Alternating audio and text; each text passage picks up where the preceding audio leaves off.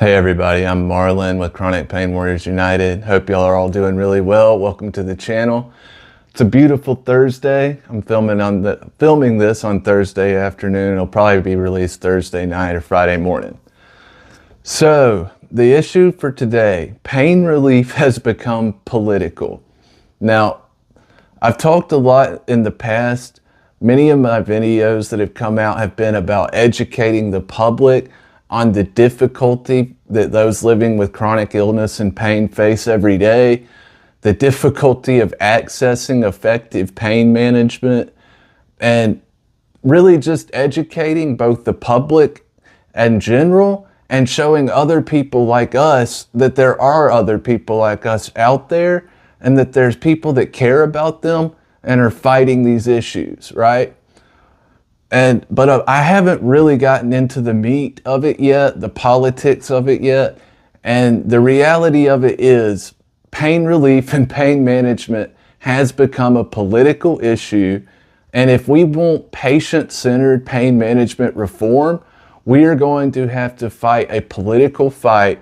And our main enemies, so to speak, are going to be the federal government, the states, the CDC, and the DEA. Now the CDC, not so much, I'll get into in a minute. They've started sort of trying to correct some of their mistakes. But the others, yes. They are political enemies and they have done massive damage to the public at large, right? So I want to get into how they have done that and talk about how this political fight can be won. And I do believe it could be won. It can be won. Otherwise, I wouldn't be wasting my time, guys. I really wouldn't. There are other things I could do, but I've dedicated myself to this because, number one, it's taken the last, as far as I'm concerned, the last person I love from me. I mean, the friend who helped me launch this ended his own life, as I've said before he could actually get it going, before we could get it going. And I said to myself, that is it, no more. He was not the first, and God forbid, God willing, he will be the last. I mean, as bad as that may sound, I just don't want any more. And that was the main reason that I launched this so quickly, is I don't feel like we have any more time to lose. Americans are losing their lives and their quality of life every single day. So let's get into why it's happening. The interference of the DEA and the federal government is really the two biggest issues. With the DEA, a lot of what they have done comes from their regulatory authority and oversight, which comes from the Attorney General. Now, one reason that I'm not Pollyannish, but I do believe that we could win this issue pretty quickly and achieve quick results is because of where that authority comes from. Their authority to act on pretty much all matters comes from the Attorney General of the United States. And the Attorney General of the United States, when it comes to issues like this, gets his marching orders mostly from the president. So I don't care who the president is, that's just how it works for the most part when it comes to these issues. So if we can apply the right, or enough, I should say, the right pressure in enough quantities to the right people, mainly the president himself, and showing them these issues, the president can issue orders to the DEA to overturn and reverse a lot of the regulations that they put in place. Well, the president issues orders to the Attorney General, and the Attorney General then issues orders to the DEA. But you see what I'm saying? So a lot of this could be rolled back that way. And that is one reason why I have a good bit of hope in undoing a lot of the insanity that they've done. Now, more complicated is the Comprehensive Addiction and Recovery Act, which was passed in 2016, right? Now, even with that, though, with it being a federal law, it wasn't just regulation created out of whole cloth by the DEA, which is what a lot of our problems come from. But with it being federal law, it's a little bit harder to undo, right? But a lot of it, the vast majority of it actually, was put in place and applied through bureaucracies all over the federal government. So once again, because the bureaucracies implemented it, a lot of what they implemented and a lot of the regulations that they put in place because of it can be rolled back as long as they're not directly attached or come from the law. And the vast majority of them don't. It's regulatory authority given to many different bureaucracies by the 2016 CARE Act itself. And then they go about creating the regulations and the wordage and all that, which means a lot of it is just interpretation of the bureaucracies, which is why a lot of it can be rolled back. But again, it takes the right political pressure and numbers. So both of those issues, I feel like we could have success with. Now, talking about federal level, again, my main goal and the main thing I want to achieve is a patient's rights type of bill that will prevent this type of crazy horse crap from ever happening again. I try to keep it PG, but these issues are the ones that really, really infuriate me. But yeah, going in, we could try and force them to roll back these regulations with enough pressure. But getting a patient's rights type bill that's patient-centered on patient pain management and especially traditional effective pain management, but I don't really care about that either. I don't think the federal government or bureaucrats with badges or states or anyone else really, and that even includes doctors, has a right to stand between one human being and pain relief. Pain relief is a human right. And I mentioned doctors there. I'm going to go back to them in a second. But yes, I do not even believe that a doctor has a right to stand in your way of pain relief. They stood in my way for over 10 years. I wound up having to use the black market to maintain any type of quality of life, and it almost killed me. So, and that's just because I got tainted, some sort of tainted drug towards the end of my experience with that. And I will tell that whole story eventually. But that has happened to countless Americans across the country, and it is preventable. So doctors standing in your way, I don't believe is right. And especially government bureaucrats, agents, or anyone else from the government saying, you don't deserve pain relief, you have to live in pain. That is a big part. If you want to see what government-run healthcare looks like, that's just a portion of it.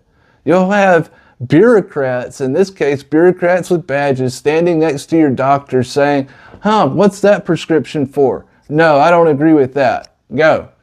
And that is literally what we who are seeking effective pain management have been dealing with in a big regard.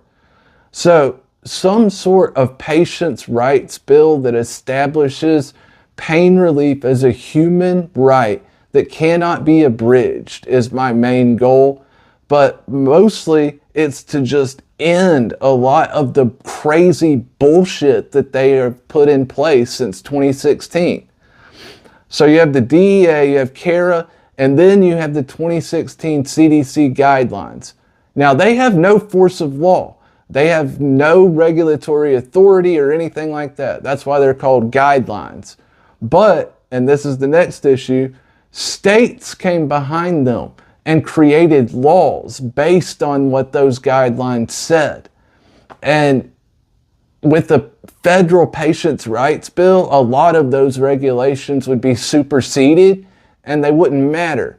But until we get to that point, one thing we're going to have to do is go state by state and force the unraveling of these regulations and laws that they've passed, because they handcuff doctors and they make it to where they're supposed to treat every single situation with a cookie cutter approach. One size fits all, doesn't matter what the situation is. and that is causing massive undertreatment or non-treatment of pain. It is causing people to end their own lives, and it is causing the quality of life of countless Americans to be absolutely destroyed. And it is foreseeable, and there's no reason for it. None whatsoever. Almost all of this was done because of the opioid crisis. The numbers tell the story. After 2016, when the states, the DEA, and the federal government started to put all these regulations in place, and the fentanyl flood started to come in, people started dropping like flies. And a lot of their data does not include people who ended their own lives. Actually, I don't think any of it does. So you had the states come behind the CDC. And again, the CDC has already updated that memo they sent out in 2016. The 2022 CDC guidelines on opioid prescription walk a lot of this back. They try to correct their mistake, but it's too late. I mean, it's 7 years later. The states have already created laws based on what you said. The DEA has created regulation based on what you said. And you telling doctors in the states and the DEA, hey guys, y'all took this way too far. This isn't what we meant. Doesn't do any good now. So yes, we can sort of hopefully count on some help from the CDC to try and show people that this is insane and it has to stop, but they have no authority. So barking at that tree doesn't really do us any good, other than to make sure they don't make mistakes like that again. But it's a government-run thing. I mean, they gave us the insanity with COVID. Why you would expect better, I don't know. And by the way, I'm so anti-government because of the life I've lived the last 10 years. Government has invaded every part of my life, it feels like, and made it absolutely worse. And I have no use for them at all. And my last remaining real life goal with Chronic Pain Warriors United, no matter how long it takes, or if I have to use all the time I have left with my face being able to talk like this, I will. I will fight this fight either until I can't anymore or until we win. End of story. I'm sick of the death, destruction, people's lives being destroyed for no reason. It's all insanity. And then the ones that really, really piss me off to another degree is the Medicare and Medicaid monitoring programs, along with the stance that opioid prescription for anything other than cancer or palliative care, which is care for people that are dying, isn't needed or legitimate according to Medicare Part D. So Medicare Part D just basically says anybody who doesn't have major cancer or isn't dying isn't worthy of opioid medications to treat their pain, and we're not going to cover it. We're not going to support it. And then you get to Medicare and Medicaid with their monitoring programs, which is, I think, wrong. It's just wrong. But you get to their monitoring programs that they use to basically identify any drug, not just opiates, that they think is being overprescribed for some reason. And they'll cut back on their approvals of it just to stop doctors from prescribing it. And then again, if they think you have some sort of addiction issue or may have some sort of addiction issue or don't like how your doctor's doing things in general, they can send a letter to you and your doctor saying, hey, we're not going to support this above, X number or X amount per month. And anything else is on the patient, and, we'll be reporting it to other authorities. Meaning Medicare and Medicaid, even though they say they are not, I have no doubt are reporting data to the DEA when they think things are wrong.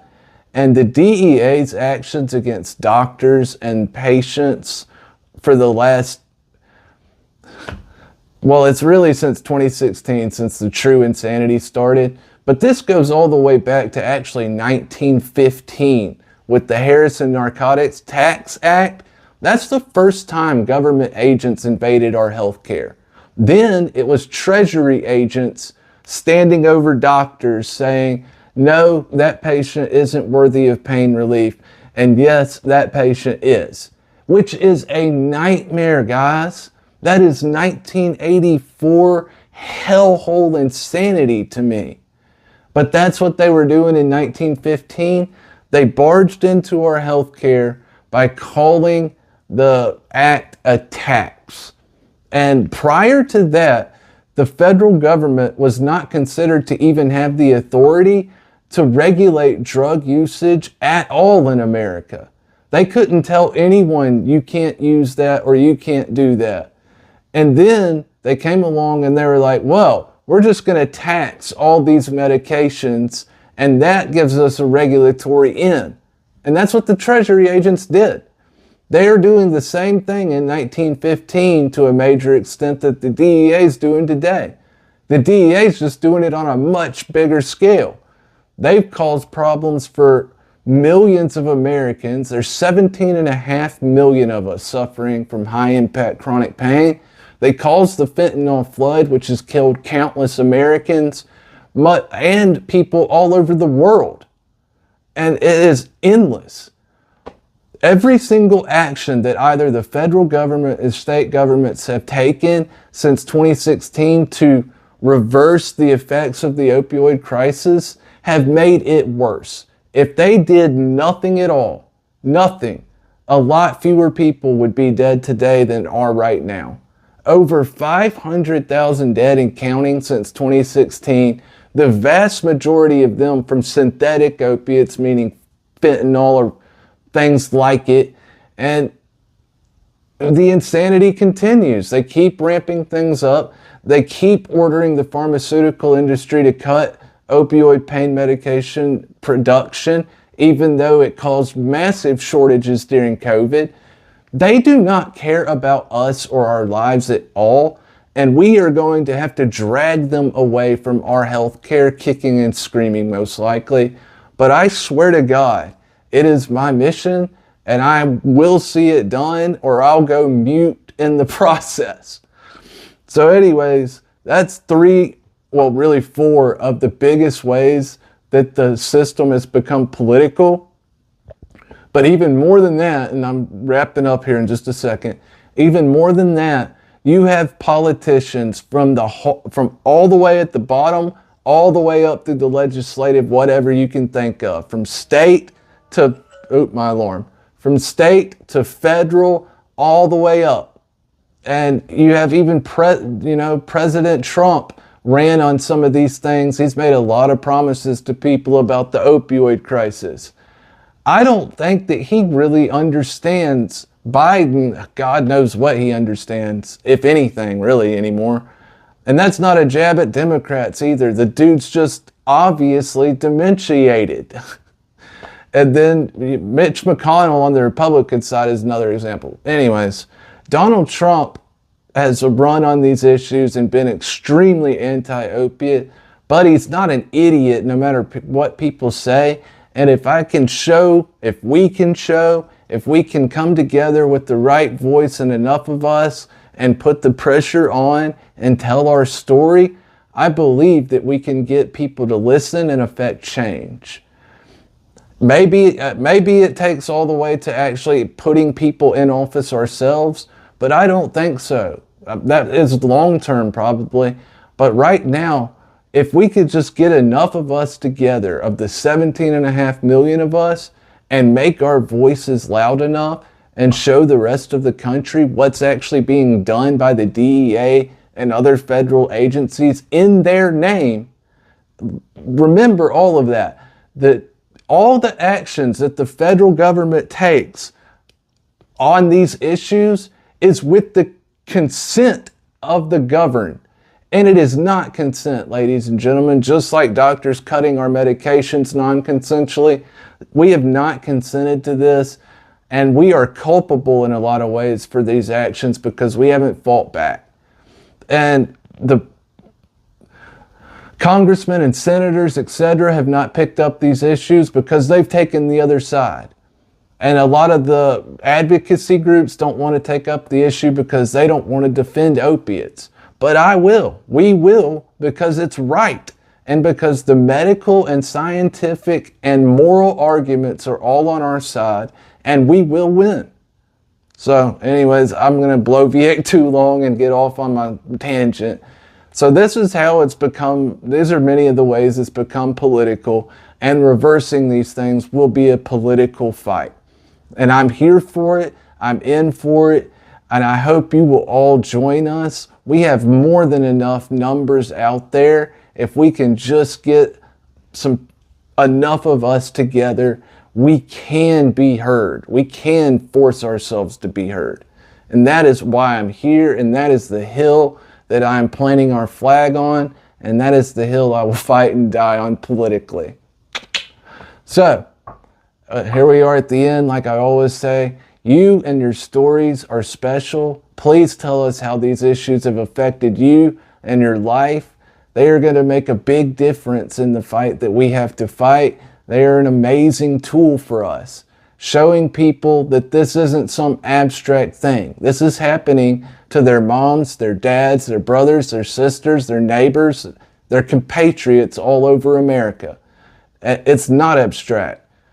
So be sure and leave your stories on the way out. Hit that like and subscribe button at the end of the video, which is right about now. I'm Marlon with Chronic Pain Warriors United. I hope y'all have a really good rest of the week. We'll see y'all real soon. Cheers.